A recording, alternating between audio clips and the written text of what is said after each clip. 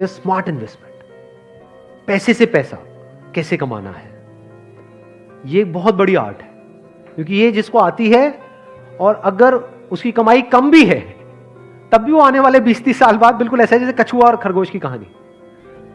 Immediately नहीं, मान लो कोई बंदा है 50,000 रुपए कमा रहा है लेकिन वो स्मार्टली इन्वेस्ट कर रहा है। दूसरी तरफ से कोई बंदा है जो 1 लाख रुपए महीने का कमा रहा है लेकिन ना तो ढंग से पैसा बचा रहा है ना समझदारी से इन्वेस्ट कर रहा है।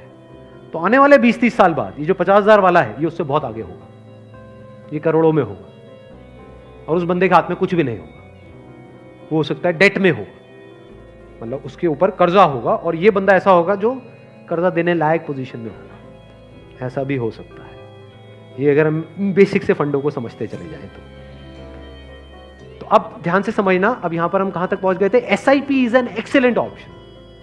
एसआईपी का मतलब होता है कि आपने अपना एक अमाउंट फिक्स कर लिया, हर महीने का इतना अमाउंट तो एसआईपी में देना ही देना है म्यूचुअल फंड में। अब म्यूचुअल फंड कैसे चूज करें? हजारों म्यूचुअल फंड है। लार्ज कैप इक्विटी फंड को पकड़ो, वो भी कुछ वेबसाइट्स है जैसे मनी कंट्रोल है, वैल्यू रिसर्च है, वहां पर जाकर के देखो उन फंड्स की रेटिंग कम से कम 4 से 5 स्टार होनी चाहिए। कोई ऐसा फंड है उसकी 1 या 2 स्टार की रेटिंग है, मत करो उसमें, बल्कि ऐसा फंड होना चाहिए जो हर वेबसाइट पे 4 या 5 स्टार की रेटिंग हो। अब आपने क्या किया कि हर महीने का अपना एक अमाउंट फिक्स कर लिया, दैट कुड बी एनीथिंग, 1,000 रुपए, 2,000 रुपए, 3,000 रुपए, 4,000, 5,000, what ever that amount is. SIP के थ्रू ऑटोमेटिकली इतना अमाउंट आपके अकाउंट से डेबिट होता चला जाएगा over a period of next 10 years, 20 years, 30 years. अभी स्मार्ट इन्वेस्टमेंट क्यों है? एक तरफ से मैं इंश्योरेंस के लिए मना कर रहा था, इसके लिए स्मार्ट क्यों है? क्योंकि यहां पे आपका पैसा नहीं कट रहा है, जो पैसा आप लगा रहे हो पूरा का पूरा इन्वेस्ट हो रहा है। इसमें भी 2 ऑप्शन है, एक आप ब्रोकर के थ्रू जा सकते हो, एक है डायरेक्ट जा सकते हो। तो वहां पे आपका 1% और बच जाएगा। मान लो टोटल 1.5% कटना था हर साल का, अब कितना कटेगा? सिर्फ आधा %। अभी 1% सुनने में छोटा लगता है, but over a period of 20-30 years ये लाखों रुपए का होता है। मतलब डिसीजन लेने में कुछ मिनट्स लगते हैं इन बातों को समझने में, लेकिन आने वाले टाइम में यही फर्क होगा कि आपके अकाउंट में लाखों है, करोड़ों है, क्या है। अच्छा, म्यूचुअल फंड क्यों और स्टॉक्स क्यों नहीं? क्योंकि स्टॉक्स में आप 1 या 2 या 4 में इन्वेस्ट कर रहे हो, म्यूचुअल फंड जो है वो डिवाइड कर देते हैं। वो मान लो 50 में उन्होंने इन्वेस्ट कर दिया, तो अब अगर उसमें से एक कंपनी बंद भी हो गई तब भी प्रोपोर्शनेटली जो आपने इन्वेस्टमेंट करी है उसमें उसका परसेंटेज क्या था? मान लो 2%, तो आपका 100 रुपए 98 रह गया, बस इतना ही हुआ। अब मार्केट में सबसे बड़ा डर लोगों को यह होता है जो म्यूचुअल फंड में नहीं इन्वेस्ट करते हैं कि कल को नीचे आ गया तो क्या होगा, क्योंकि नीचे आने की कोई लिमिट नहीं है। एफडी में यह है कि नीचे नहीं आएगा, इंटरेस्ट कम हो सकता है, नीचे नहीं आएगा।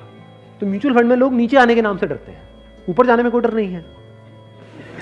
अगर गारंटी मिल जाए कि भैया साल का इतना % तो आना ही आना है और आता ही रहेगा जिंदगी भर, तो कोई डर ही नहीं है, फिर तो सारे लगा देंगे। बट कोई गारंटी नहीं है ना, और नीचे भी जा सकता है। तो अगर कुछ ऐसा हो जाए कि अगर म्यूचुअल फंड नीचे भी जाए तब भी आपका फायदा हो जाए, तो प्रॉब्लम सॉल्व हो गई ना।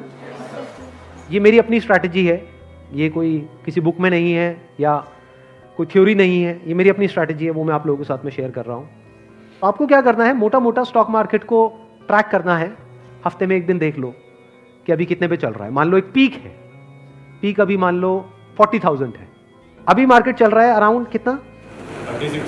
37 के अराउंड चल रहा है। तो मेरी स्ट्रैटेजी क्या है? जैसे ही मार्केट 20% से नीचे गिर जाए कि मार्केट की ये पीक है, मान लो 40,000 है, अब मार्केट 30,000 पे आ गया है, तो आपने क्या किया? पहले इन्वेस्ट किया हुआ था एसआईपी में, लार्ज कैप्स में, आप इमीडिएटली जैसे ही मार्केट 30 पे आई आप स्विच कर गए मिड कैप में, not even in small cap, mid cap. अब ऐसा क्यों किया? क्योंकि जब मार्केट 20% टूटेगा, सेंसेक्स का मतलब लार्ज कैप्स जो बड़ी कंपनीज हैं, जब मार्केट 20% टूटेगा यानी बड़ी कंपनीज के जो शेयर्स हैं वो 20% से टूटेंगे, तो जो छोटी कंपनीज हैं उनके शेयर्स 50 से 60%, 70% तक टूट जाएंगे।